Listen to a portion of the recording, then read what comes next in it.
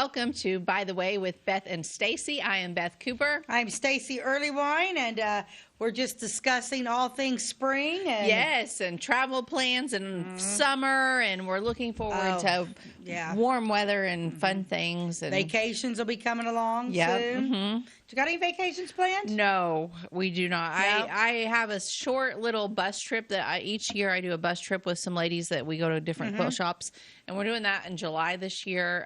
There's still 3 or 4 seats left on the bus. If you're interested, you can get a hold of me. But we are going to Indiana and Shipshewana. Have you ever been to Shipshewana? I've heard of it, but I've never been there. It's Amish community. They have a lot of quilt shops up there, but we're kind of doing a tour all through Indiana of cool quilting. That'll be nice. Things. So when you take that bus, do you usually, I mean, is there quite a few people on it? There's quite a few ladies? There's usually, I don't fill the bus because if there's like 56 seats on a bus, and it's really hard to get 56 people in and out of a quilt shop in about an hour, which is all that I really allow at each stop is an hour. And so I limit the seats, and I usually bring between 35 and 40 people. Yeah. It's easier than to get everybody on and off the bus and go to all the places that we go. So that's the only trip I have planned. Like last year we did Disney. I love Disney. I could do that every single year, every single month because I'm one of those Disney adults. But I am planning a wedding instead this year. You're not doing anything.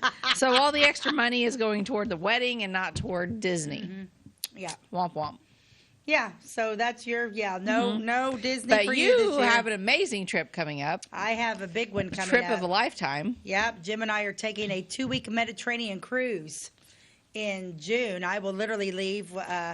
Jim's going to marry Malia on, May 31st? May 31st. And then Jim and I are jumping on a jet plane and headed to Europe. We will fly into Italy. And we get on the big ship in Ravenna. A place called Ravenna. I have to interrupt you to tell you that we do have some fans in Italy that watch our show. That's true. We do. We do. And I think that they call it the Beth and Stacey show. So I don't know where you're flying into, but you may have somebody at the airport that's like wants your autograph. I'm thinking it's probably going to happen. Yeah. And we go to we get on the boat in Ravenna, and then our first stop is Sicily. Fun. Let's see, Sicily, Pisa, Rome. Rome's my hit list. That's because I'm a big. I love the Roman Empire. Yeah, I love everything about the Roman Empire, and I don't love them because they were horrible people, but the history of the Roman Empire. I want to bring back the Roman Empire. But and then after that we hit Nice, France. So I'm excited about that, and then we stop off in Barcelona, Spain. And then that's where the left side, the Italian side of the Mediterranean cruise, and we all get off the boat. And then those of us that are going on to the Greek side, because Jim's always wanted to go to Greece. Me too. If you've ever seen Mamma Mia, the movie, you're gonna want to go to Greece. Our first stop is the island Malta, where Peter landed on Malta, and biblical. Greece is very biblical to us. And then we stop in Ephesus, Turkey. Cool. And that's where the book of Ephesus was written. We can go to that church where that was all happening. And we get to visit the Virgin Mary's home.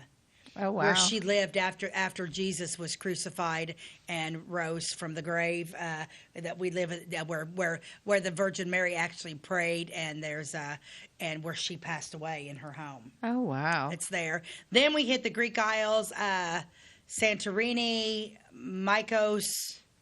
And then we end up in Athens and come home.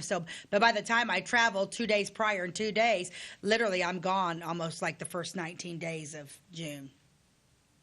But don't you worry, we're going to record extra episodes, by the way, with Beth and Stacey. You won't miss a beat. You won't even know I'm gone. That's right. But so no, I've been paying on it for a while. It's through Holland Travel. Debbie Hodges put it together. The price was just right because, during COVID, a lot of the cruises, kind of, so the actual cruise was not very expensive, but then, of course, you always have port fees, taxes. The amount you have to pay to have Wi-Fi on there is slightly ridiculous. Oh, really? Oh, yeah. For 2 weeks, for Jim and I both to have Wi-Fi on there is like almost $300. Oh, my. Yeah, so they, the cruise was cheap, but everything, all the extras add up. Excursions add up, which you're going to do excursions because why would you not?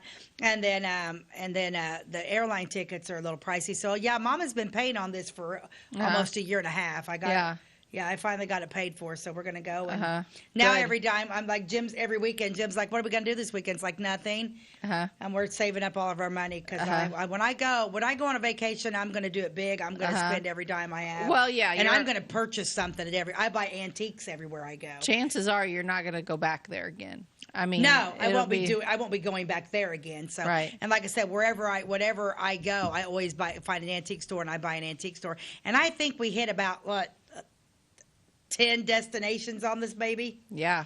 Yeah, so Mama's coming back with. Well, I hope you buy me something good. I'm gonna make Gym Pack Light. Yeah. So I can bring back. Well, if you see any antique quilts or something over there, I can wrap that sucker up. That's right. Yeah, but no, so we got a big trip planned, so I'm looking forward to it. Yeah, every day's a little bit closer. So I know it'll be here before we know it. Oh yeah, because it's just right around the corner. Oh June yeah, is. And it's not like you're going into June. It's like literally we're leaving June 1st. Oh right, you're leaving the first day of June. Yeah, so you may have to lead the worship at church. I can do it. My biggest problem is finding somebody to replace me at the church. I can't sing well, but if everybody else pitches in and sings, they'll drown me out.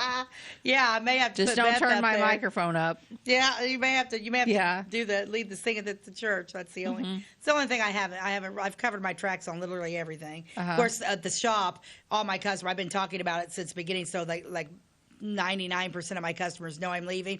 So literally, I think the month of May is I'm going to be. You're going to work your butt off in the month of May. That's one reason why I also, not only because I wanted to transition into the Nostalgia Theater show, which usually, like, we would do a show like Mother's Day, but May's crazy. I know my May's going to be insane. That's one reason why I wanted to move up the Nostalgia Theater show, was to get that done in April. Yes, thank you for that. My May is going to be crazy, too. Yeah, we're crazy. And I think April's going to work well because, like, right now, and now people can, March Madness kind of affects it, but, we have one guy he's a referee at baseball. All that stuff's really not going to affect our show. So I think moving it up to April is probably going to be a keeper. Yeah, I think so too. Going to be a keeper. I think but so anyway. too. Yeah, but so we got a lot going on besides the beautiful spring happening and flowers growing and lilies coming up and fun stuff. Easter's happening and just busy. So with your wedding and my big trip. Right. Yeah, we have a lot going on, that's for sure. Do we? We always start our show with an ad. We do. We have a great ad today. I can't wait because I love it. Ty, you want to pull up the ad for today, please? This. Formica countertops in red. Oh my gosh, do you not just love this kitchen? I love that. Stop pinching yourself, Mother. It's real Formica. Yeah. So, and she's there pinching herself. Yeah, she's there pinching herself. And one thing about it is like it's not really a reflection, but they almost made it look like a reflection of the Formica on the ceiling. The red up I'm there. Wondering about that. What is that? Is that a thing? Like to also put Formica on the ceiling? It would have had to have been, right? Yeah. Because if you look at the ceiling, it's all the same shade. I remember, like, there for a while we were doing we were doing like different house styles and like inside homes of the 40s and the 50s. Yeah, this is great. This looks like one that I almost picked out with the white countertops and the red. And I wonder if all those, it makes you wonder why this hasn't really. The way we decorate and build kitchens and bathrooms have taken on a whole retro look, I could totally do it. Like if I had a house, any house, and I was going to gut the kitchen and just make it my own, I could totally do a retro kitchen, and I could. You would do the red. I would. I love the red. I could totally do the red, and then my pick. I would probably do the yellow and the turquoise. Yeah, I would mix like yellow that a lot and turquoise together, and then like do like a chrome table with the like red chairs. Yeah, I love that. But I can read a little bit of what this says. Yeah, read that. What it says. You may find it hard to believe that a kitchen so close to your dreams can be so down to earth practical. Actually, you yourself have been helping to prove the practicality of Formica for more than 20 years. Whenever you have eaten in a restaurant, it's a good bet you were served on a Formica surface. Now, this same Formica on your kitchen surfaces gives you non-fading color and new beauty with proved ruggedness that means years and years of carefree use. Genuine Beauty bonded Formica on sink tops, cabinet tops, tabletops, and walls. Cleans with only a damp cloth. Never needs painting or refinishing. A selection of many colors and patterns is available in choosing your color scheme. Formica is unharmed by boiling water, alcohol, fruit acids, and cleaning alkalies. Many famous name cabinets come with Formica tops, or a local Formica fabricator can build them to your order. And then in small print at the bottom it says, "Right, it's free. Color literature, the story of beauty bonded at home with people." That's a funny name. I love it. The story of beauty bonded. That's the words are too little. What's on the left side with the fingers? The 1, 2, 3, 4. What's underneath that? One. Above it says, 4 reasons why Formica is your best buy. Only Genuine Beauty bonded Formica has 1, newest and largest selection of 2, clear, clean, unclouding color patterns with 3, super smooth, blemish-free cabinet maker's finish from 4, 37 years of continuous production experience. Yeah. You know what I love about this besides the super cool? I love the radio on the left. I love the telephone, and I'm digging that genie lamp on the far back above the I'm assuming that's what would that be? That little thing is that a refrigerator? Well, that thing that you see, the genie lamp? Yeah, I see it. Yeah. Is it a genie lamp or is it a teapot? I don't know. It looks like a genie lamp to me. Yeah, I don't know. I like the wallpaper. Yeah, the wallpaper is cool. It looks like cherries. Cute. Yeah. I mean, that makes a really cute 50s kitchen. Oh, that's totally cool. Yeah. And, Formica did really hold up good. I mean, people Why do we not have that anymore? It's not like it's lead paint. I don't know. It's cheaper. Why do we not have it? People, I think they still sell it. It's cheaper, but everyone now wants like marble or quartz or... Well, I'm a bleacher. Mm-hmm. I like my stuff to smell. I like bleach smelling. I bleach out my sinks all the time. And like some of that, like that marble and that quartz, there's a lot of, you have to be careful. You can't just clean that willy-nilly. Mine you can. The one I got, it's not sealed. I think mine is quartz. You don't, it doesn't ever have to do, you can bleach it, you can do whatever. You never have to seal it. There's no... Yeah. Anything to do to it. Diane, they redid theirs and they got some sort of whatever, and they're like, absolutely no. You have to use a certain cleanser, no bleach at all. And Diane's about to lose her mind because she's a bleacher too. Oh yeah, no, I would not like that. I made sure when I bought mine, and we got ours from the Medi Corner cabinet there in Effingham, that I went over like care and like what I need, and that's what basically boiled down to the one I got. Right. I'm going to tell you something I love in my kitchen. When we remodeled it, we took down a wall and put in so it's all open. It got that. Yeah. My favorite thing is that ginormous one big honking sink. That's my favorite thing in my kitchen. I love that big sink. I no longer have a sink that has 2 compartments. It's one great big thing. It's deep. And I can do dishes in it. I can soak pans in it. Oh, I love mine. Oh my gosh, it's like my favorite thing. It is totally my favorite thing too. And mine's stainless steel. I don't know what yours is. A white. It's white. Whatever that heavy, ceramic, whatever. Mine is stainless steel, and it cleans up beautifully. Mine does too, and it does. I mean, I like throw that bleach in there, and boy, it just, gosh, I love it. Yeah, I do too. I love that big old mistake. Well, we're gonna come right back and talk about some ladies of the county, and we'll be right back after this commercial break. At your locally owned Napa Auto Parts stores in Flora and Louisville, you can count on experts to have the solutions to keep you running on the road or in the field. More than just your car, the Napa Auto Parts stores in Flora and Louisville carry a large inventory of Napa products for farms, heavy trucks, and just about everything that moves. Experienced associates understand your needs and are ready to help with the perfect part at a great value. That's Napa Know-How at your locally owned Napa Auto Parts stores in Flora and Louisville. Briscoe Surplus Sales on the northeast edge of Flora is your one-stop do-it-all shop. Looking for rugged boots and footwear from great brands like Lacrosse, Rocky, and Carolina? They're there. How about top-notch small engine parts and service? Briscoe Surplus Sales has it. Whether you're wiring your switches or switching your wiring, Briscoe Surplus Sales has the solution and the know-how to help you get the job done right the first time. Briscoe Surplus Sales, your one-stop do-it-all shop. We like technology at Flora Savings Bank. Here's what you can accomplish in our mobile banking app in less than 30 seconds. See account balances in your transactions, set up an account alert, make a transfer between accounts, get an alert text message about your transfer, pay a bill, turn your debit card off and then back on. It all happens in the palm of your hand with our free My Bank to Go app. Search My Bank to Go in the App Store or Google Play and give mobile banking a try. Flora Savings Bank, member FDIC, and equal housing lender. Jimmy ordered lumber, doors, paint, windows, electrical, plumbing, and much more. Oh yeah, Jimmy ordered guns too. John Lucas. What? You better be dreaming about all the stuff we sell here at Zink Building Center. Oh, I would. Zink Building Center in Louisville on Route 45. It's a cool place. Welcome back to By the Way with Beth and Stacey. We have an interesting show planned today. Going to talk about some ladies of Clay County. We are. We're going to talk about the first women in local politics in Clay County. Because unfortunately, what's upon us? The primaries. The primary. It's election year. Yeah, it's election year. We're getting ready to vote. It's March. Right now, we're recording this in March. We're voting in a week or two. You know, but boy, after can you imagine the signs that are going to be? I mean, they're already starting to come out, but I know. That's why I'm glad I have like streaming because I cannot stand the political. The sign situation that goes in everybody's yard. Do you ever look at a sign in someone's yard and be like, well, then that's who I'll vote for? No, it is a waste of money. I feel bad for the politicians because they feel like they have to do that in order to compete. Right. Because it would not be good if the other guy had all the signs and they didn't have any.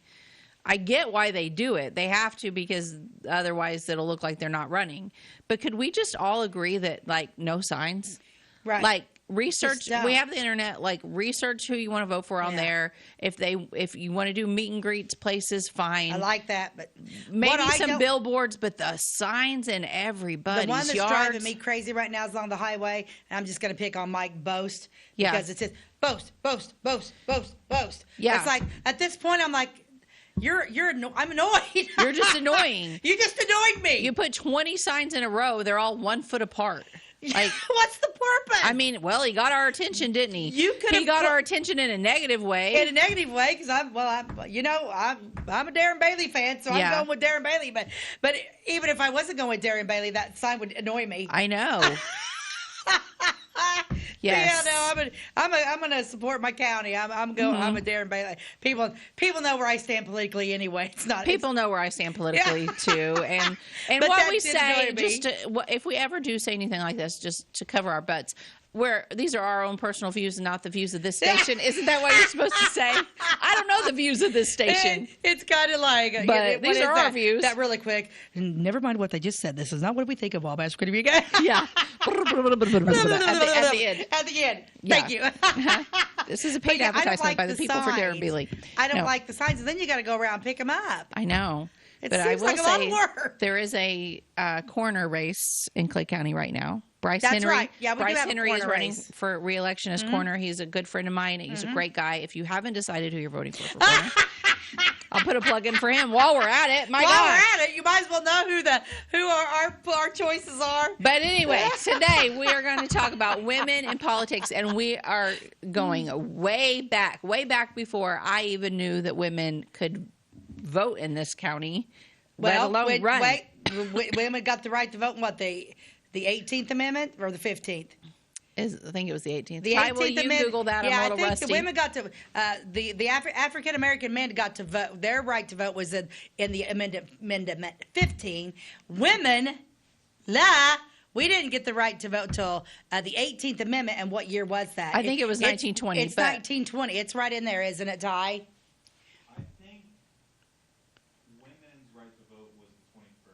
He thinks was 1921. No, the 21st Amendment. He thinks. I think that. I don't think that's right. We're googling it, folks. Some of you out there are shouting at the screen because you have this memorized. I'm almost positive it's not the 21st. I had it memorized at one time. I think it's the 18th. It's been a hot minute. Hey, let's do a bet. I'll bet this gnome. Your favorite gnome. My favorite gnome that it's the 18th. What are you putting down? I'll put the 19th. The 19th. You think it's the 19th? Well, okay, drum roll.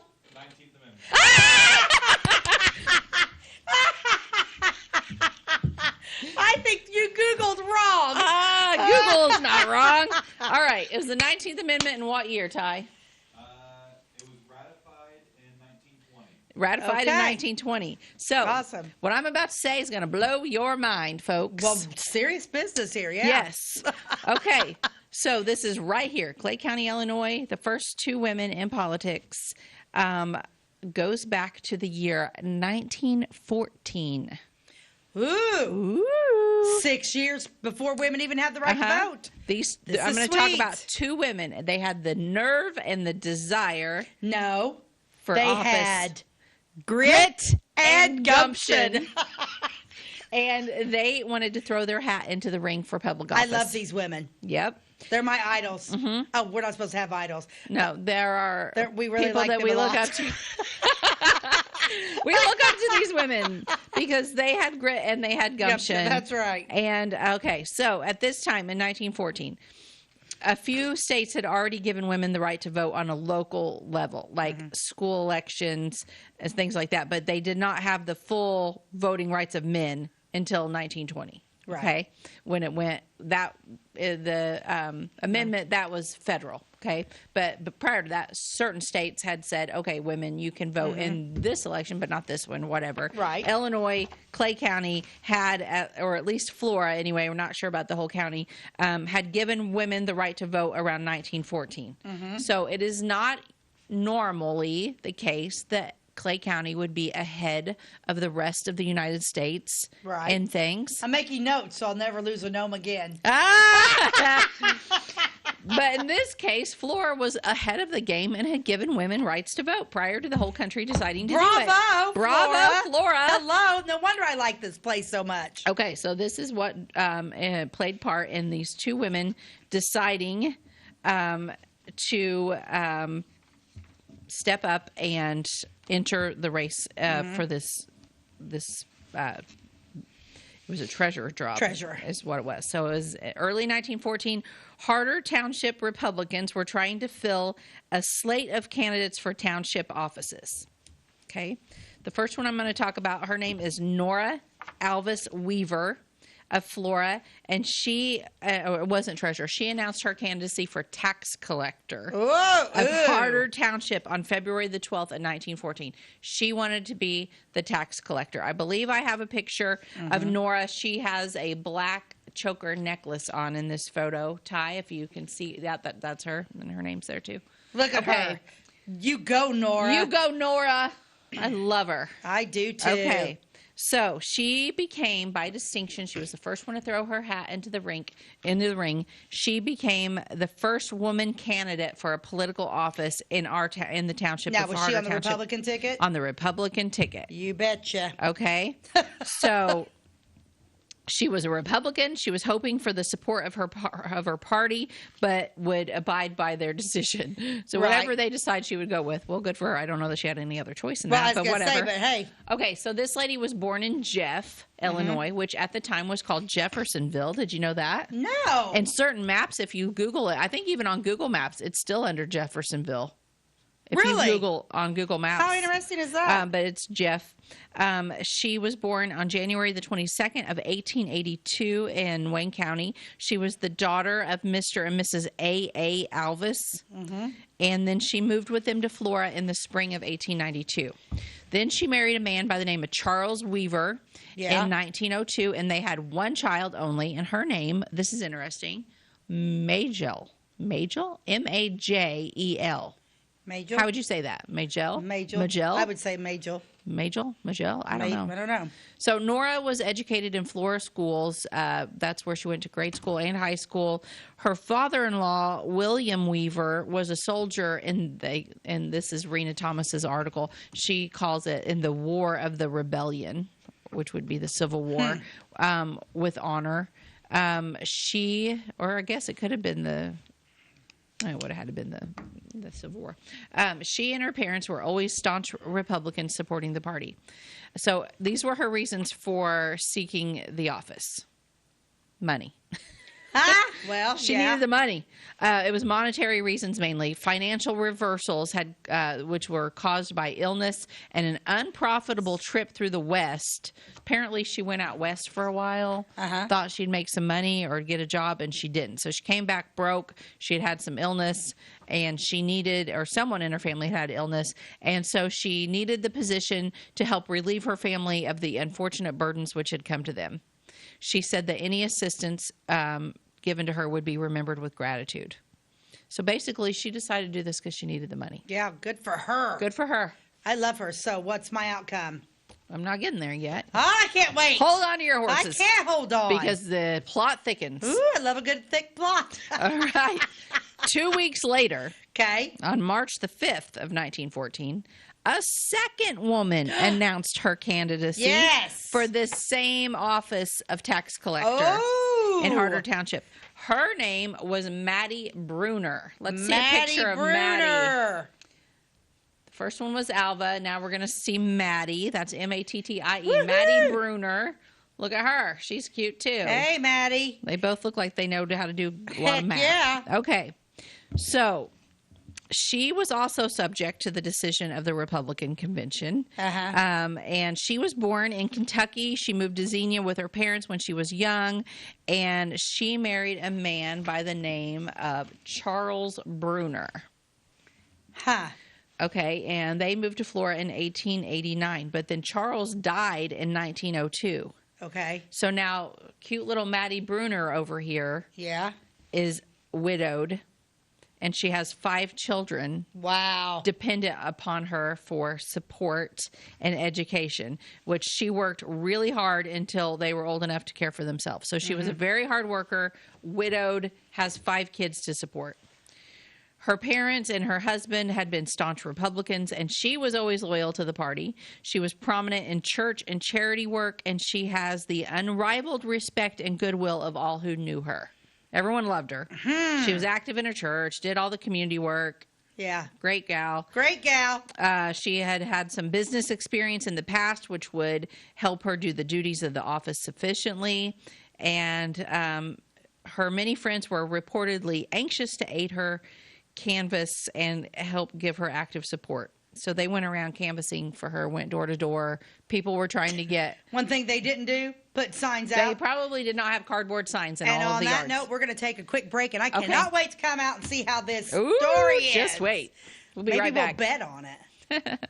If you're looking for a loan for your brand new home, call Clay County State Bank. If you want to transfer money so your future will look sunny, call Clay County State Bank. We got checking and savings and bill pay too. An online bank, just ask our crew. For all your banking needs, we think you will agree. Clay County State Bank is the place you need to be.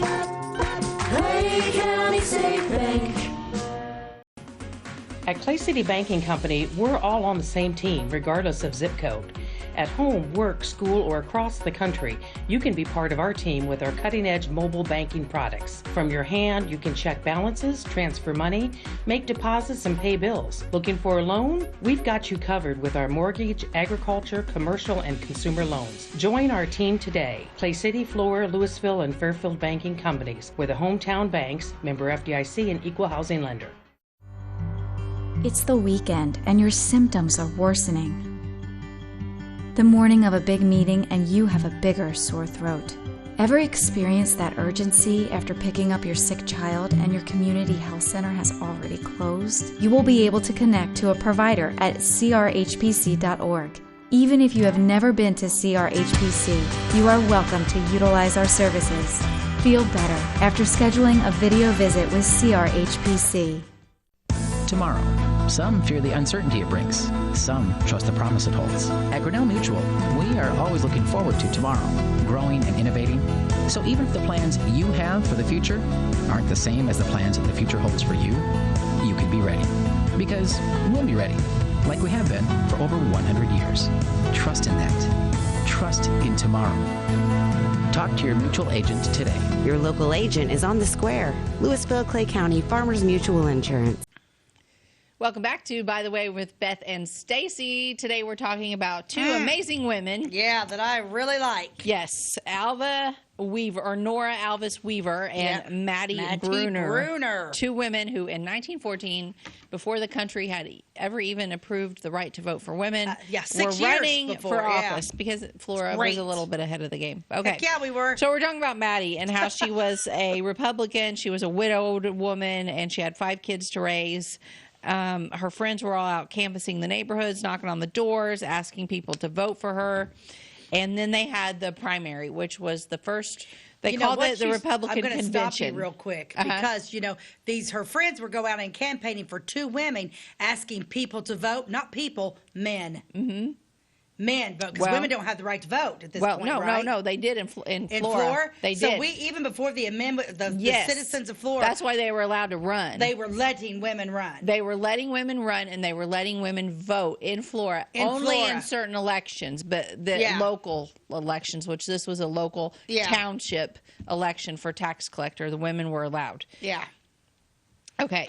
So this was the first Republican convention, or primary is what we would probably call it nowadays, that was held since women were granted the right to vote in Flora. And the interest shown was great. Believe that? Of course. Yeah, I do. A lot of women turned out to vote. In fact, there were 100 women present to vote. Boom. 100 women showed up to vote. So the Republicans of Harder met in the Opera House, which we did an episode on the Opera House. Yes, the downtown. Orpheum, yes. That is where they met, and all of the Republicans went there to nominate a township ticket. They had a meeting about it. It was called to order by the committeeman J.C. Pettit, Randolph Smith as chairman, and S.G. Dreppard was chosen secretary. So the bad news is that there were 6 candidates running for tax collector on the Republican ticket. 2 of them were our women, but the other 4 were men. Okay. They were Carl Laughlin, Nick Shepard. This Nora Weaver was one of our gals. Frank Wright was the 4th man, or the 3rd man. Then Maddie Bruner, and then a man named C.C. Ripley. Believe it or not. Really? Seriously? You literally saved him for last just so you could say that, right? I didn't, actually. He's listed last. That was just my brain on the spur of the moment. Okay. So this was the first time that females had ran for any office in the township. So the entire town was on pins and needles. They were all like, how's this going to work? I'm on pins and needles. Is it going to be a woman? Yeah. Is it not? Would this be the first time a lady was voted in? And it was not to be. Boo! Not Who to got be. It? Ripley? Neither of them were elected. The first vote showed 263 votes with no nomination. I don't really know what that means. The balloting continued up to the 5th ballot when only Maddie Bruner and Nick Shepard were in the race. So it came down to 2, and one of the women were one of them. Nice. Maddie Bruner. She's the one whose friends had went door to door canvassing, asking people to vote for her. So you have Maddie Bruner, and then you have a man named Nick Shepard, the last 2. So the 5th and last ballot that came through gave Shepard 140 votes and gave Bruner 113. So 140 minus 113, that's basically what she lost by. Shepard was declared the winner. I want to recount. Mm-hmm. Well, they're all dead, so. I want to recount from 1914. So, but this was still a big thing because the ice had been broken. The women had a foot in the door, and it would, only be a short time before women entered politics again. Right. And I don't know the next case. I didn't research that, but this was the first. This is the first. And those pioneer. Mm-hmm. And those women were pretty cool and pretty brave to just be like, I love it. Yeah, like, okay, I'll jump in there. I'll try. I can at least try. I need the money. Yeah. Kind of wish they both would have come down to the last 2 women. Yeah, and I don't know what the other positions were, but it said there was a whole bunch of township positions that year. I wish they could have ran instead of against each other, one for tax collector, one for clerk or something. Yeah, because some of that gets tricky. Like you can't. Yeah, I don't know. That would have been cool if they both would have been elected something that early. That would have been really cool. Yeah. So, okay, so that's our story about them. And then I have another story for today. Good. And this one is about the World War I Red Cross quilt that hangs in the military hallway at the depot. Yeah, it is nice. So this is a really cool local quilt that if you've been in the depot museum or in the military hallway at the depot, you've probably walked right by it and not really given it a lot of thought. Mm-hmm.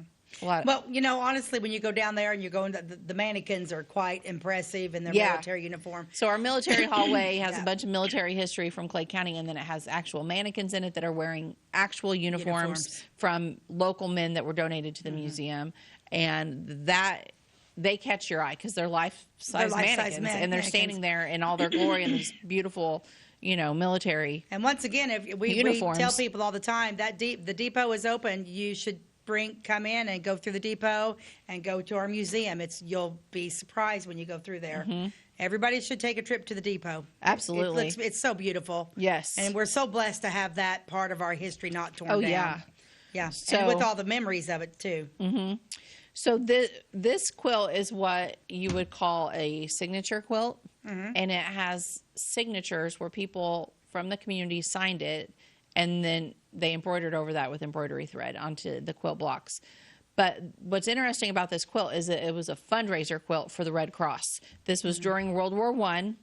And so 1917, which is right before the Spanish influenza, which we talk about on another episode, the Red Cross was active at that time. It was helping military men, military women. And in a December 1917 issue of the Southern Illinois Record newspaper in Flora, the Red Cross, it was announced that the Red Cross was undertaking a huge fundraising campaign to provide gift packages for Christmas for the military. So they need Christmas gifts for the military. They're doing this big fundraiser. Louisville, Kentucky was the main place that was handling it. It was the Camp Zachary Taylor Christmas Cheer Club. So that organization enlisted the cooperation of all of several hundred banks, newspapers all over southern Kentucky, Indiana, Illinois, our whole section of the United States. It was all going to Louisville, Kentucky. And then every dollar collected was to go directly to the benefit of the soldiers, drafted men, volunteers, regulars, everybody. So to get your name on this quilt, you had to pay something to sign it. Mm-hmm. And most likely they were probably $1. I've heard different stories, not about this particular quilt, but about different signature quilts. But it was common, and I don't have the information for this, but for someone to pay $1 to sign their name. And then if you have all of the names together, there's more than 200 names on this quilt. So they would have, and that was a lot of money back then, they would have raised $200 then. And then the quilting and the fabric and all that stuff was really cheap back then. Right. And then it was all volunteer effort. Huh. So let's see some pictures of this quilt. Ty? Yeah, this is it. This is the whole thing. And I'll zoom in on it in a minute. Do we need to take a commercial break or what time? No, we're good. Okay. We're still good. Keep going. Okay. You can see it has some damage at the top of it. It has a red border around it, and then it has the red cross in the center. There's a few interesting. I like quilts. I know a little bit about quilt history, so I was intrigued by this. A lot of times on these fundraising quilts, it would be only women that signed it. Mm-hmm. This quilt has both men and women from our community. So anybody in the community that wanted to sign their name just had to pay. Yes, but I feel like the majority of these names on here were kind of big names in the community. Yeah, I'll go in on it in a minute. But so this quilt was donated to the depot from a former Flora resident that had grown up here, but she lived in Clinton, Illinois, Linda Wolf Obermeyer Tipton. And she had bought the quilt in around 1980 at an auction. And then I guess she kept it for a while, and then she finally donated it to the depot, which is a great place for it. And I don't know if she's still alive. I don't know her, but thank you for that, Linda. And so it's an off-white quilt with red lettering. All of those blocks are embroidered in red thread, except for 4 of them. Yeah. So let's zoom in on, there's one tie that has does not have red lettering in the center, if you can find that picture. Okay, well, we can look at this one. This one is in red. This one says Martha Bowman. A couple of things about this picture. Martha Bowman, she was, we talked about the Bowman house on the corner of West 6th and Sycamore, and she was one of their daughters. They had 3, I believe, daughters. I don't have any of those notes in front of me, but there were 3. There were 3 girls, and she was one of them. But in this picture, take a look at the embroidery thread that goes around her name like a diamond. Yeah, what? Okay, that goes around every block. And it's this practically not the same. It's similar, but it's not the same color as the background. It's different shades and different colors. So this thread color is the same as the 4 blocks that are embroidered with a name that isn't in red. I'm going to explain this in a minute, but let's go to the next picture, Ty. Okay, this is Mr. Charles Cunningham. So this is one of the men that signed it. He was Martha Bowman's grandpa, I believe, and he was a big name in Flora. But wait, he would have been dead by 1917. He died earlier. Are you sure that's not Mrs.? It might be. It might say Mrs. Charles Cunningham. Well, because I don't feel like a man, he would have had the initials blah blah Cunningham. I think that's Mrs. Charles Cunningham. I bet you're right. I think it's a woman. I bet you're right. Yeah, because a man we never do find anything that's like Mr. Cunningham. It was always their first two initials. initials. Yeah, like C.C. Cunningham C.C. or Cunningham. something. Yeah, I think that's Mrs. Cunningham. Okay, I bet you're right. Okay, let's go to the next one, Ty. Okay, then here we have Marguerite Bowman. This is another one of the girls. I just took pictures of this family because I kind of had worked on some of their history. I thought that was interesting. Let's go to the next one. Those were the only 3 names you said. Oh, I didn't. Okay, well, a commercial, I'll send the other one because it was the most important. I think it was on an email by itself, maybe. Okay. I don't understand why maybe you're going to explain, but why is the cross in the middle not red? Well, I don't know. Okay. I don't know, but I think I think that's kind of unusual, though, don't you? Yeah, they could have done it with red fabric, but maybe they only had a lot of white fabric and not much red fabric, and maybe whoever designed it just felt like if you did it in red, it would take away from the signatures. Maybe. I don't know. That could be. But if you're looking at this picture of the whole thing, and you look toward the bottom left quadrant. My eye can pick it out easily because I know where it is. But there are 4 blocks that have a name embroidered in them, but you can't see it because it is the same thread color as the diamond shapes that go around each name. Okay, so the big question is, I'd really like to get my hands on this quilt and like look at the back of it and kind of take a little tiny piece of it apart, but I'm not going to do that. But the big question is, what color was that thread originally? Because I do not believe that it was cream. I don't believe that it was cream. I don't believe that those 4 women who embroidered their names on those only 4 blocks would have chosen a cream colored thread and let their names be washed out like that. Agreed. I don't believe it for a second. And I also don't believe that the design was this where all you could see was those red names. I think that the thread that's diamond shaped that goes around each of those blocks was also originally red. I think that the 4 that are missing, I think that was also originally red.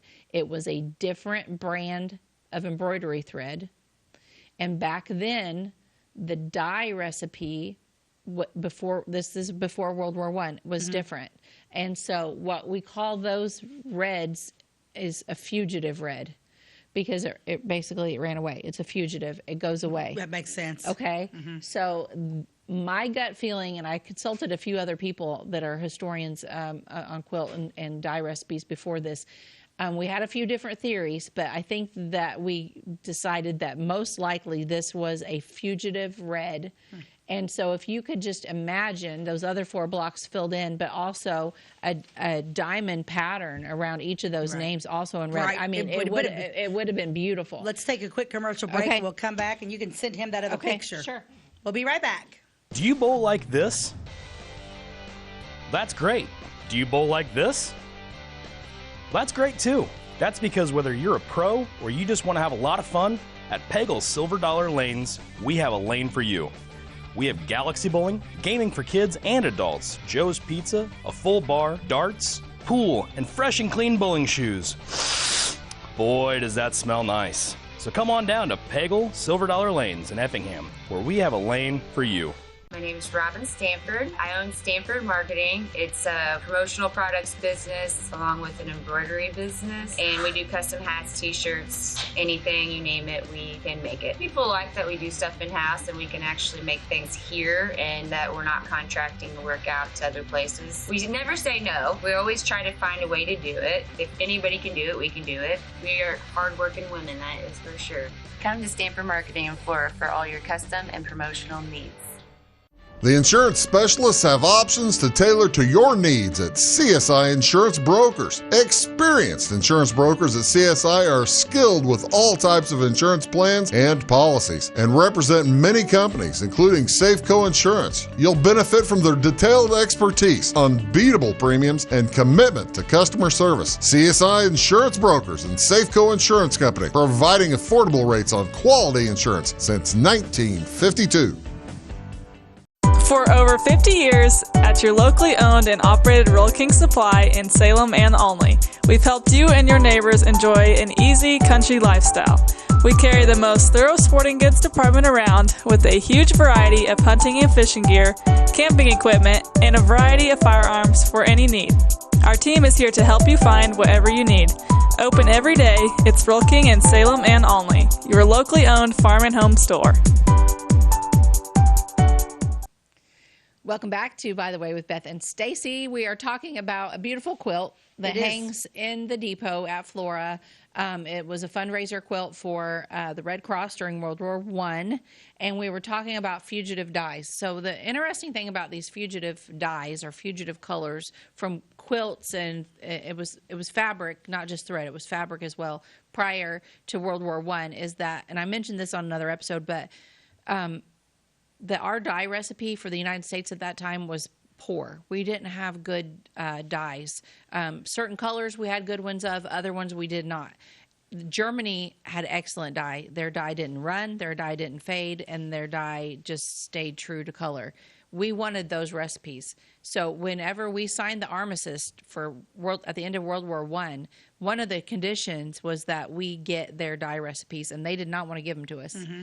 And anyway, they were the losers and we were the winners. And they did. So we got the recipe. We got their dye recipes, basically. And so that was sort of the end of these fugitive reds that you see. So if you have any old quilts or fabrics, garments, textiles, you may see. There's also other colors that did this. So I'm not positive. I can't not say for sure that this was a red in this quilt, but that is my gut instinct on it. Ty, go ahead and pull up that picture that I was missing. I sent you during the commercial break.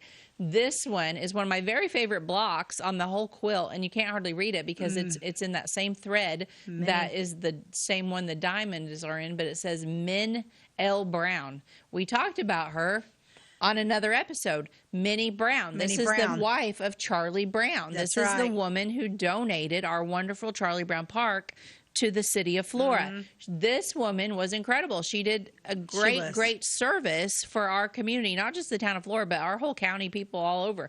And she not only did it, I mean, she did it and was smart enough to set it in stone for hundreds of years. Right. Where Charlie Brown Park can never be sold. Right. It's bravo to her, because there's been people that's wanted to try to break it and do it. And that woman set everything in stone. Yeah, she was one smart chick. She was. And I love the fact that we got her signature. Yeah, and that is her signature. It hangs in the depot. And unfortunately, hers is one of the ones that was done in the what I'm going to go ahead and call fugitive red. And it faded to a cream color, which blends in with the quilt. And something like that you can probably not fix, right? No. Mm-mm. I mean, you wouldn't want to touch. Yeah, you wouldn't want to touch this quilt. I guess you could take new red thread and go over it all, and that kind of takes away from the history of it. Yeah, you don't want to refurnish it. Who quilted it?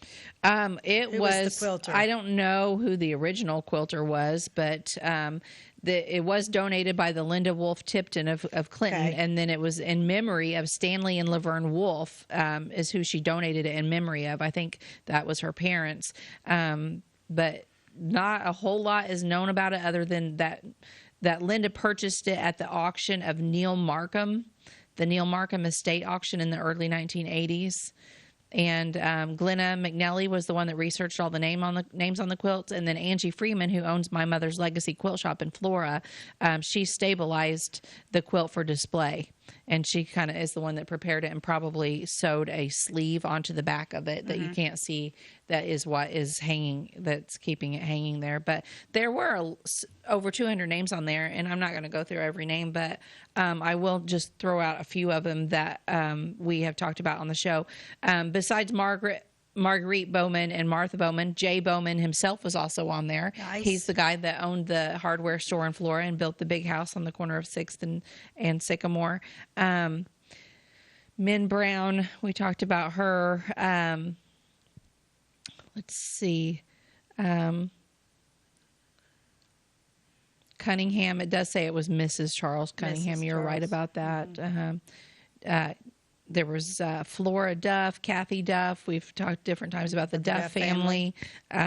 Excuse me, Dorothea Elliott, T.J. Friend. We talked about T.J. Friend. I love T.J. Friend. T.J. Friend is on there. Mm-hmm. Clifford Gentry. We've mentioned the Gentrys. Ruth Golden, Marjorie Golden. I'm skipping more names that I'm saying, but names we've talked about on the show. Dee Naney is on there. Rebecca Naney, Mrs. E. Naney. Let's see. There's Max on there. Merritt's, Myers, lots of Myers. Mm-hmm. Let me see if there's. Here's the Princes. We talked about the Prince and Price. Yeah. Any Prince, was he the one that was? What was he? We talked about him. We did talk about him. I forgot what he did. He wasn't the jeweler. He was the jeweler drugstore. Yeah, he was a drugstore. The jeweler was Cunningham. Mm-hmm. Yeah, the Scudamores, the Shehorns, the Smiths, the Snyders, the Songers, basically the everybody that we talk about in our all of the names, the Throgmortons, Valbert. All of these names are on there. Mm-hmm. Yek, we talked about the Yeks. Oh, Yek, the fireman. So all of those names are on there. And if you want to, stop by there anytime, you just go look at it. Yeah, go take a look. It's a pretty neat quilt. It has a lot of Flora history right there. History on it. Right there. Mm-hmm. I find it fascinating. It's pretty awesome. Yes. Yeah. It's right there, and all that history is right at your fingertips, literally. Mm-hmm. Yeah. Yeah, but it is funny. I think because the reason, besides what we talked about in the hallway where the men are at, or the mannequins are at with their uniforms on and stuff, but it's not a quilt like this where it's gonna it's just the red and white, and so much white that it's not hard to pass. Right. Yeah, it's not hard to miss. Right, it's easily missed. It's easily missed because there's so many other things around to look at it. You can and right as you're getting up to the quilt, you're kind of already looking ahead at the train room. And the train room's what's impressive. In the next room? Yeah. What's in the next room? And it's that awesome you can train. You can just I can see where that easily miss the quilt. Yeah. But it is a good one, and I'm thankful that lady Linda decided to donate it. Yeah. To the depot instead of keeping it, because there are a lot of really cool quilts out there that have a lot of historical value, and people just keep them put away in a trunk, and then someone inherits them and has no idea what they even are, and gets rid of them. And I might, and when you go into the depot and we have all these pictures and stuff. I mean, and these people have donated these things. I mean, kudos to those people that do that, because I'm not so sure that I would be selfless enough to do that.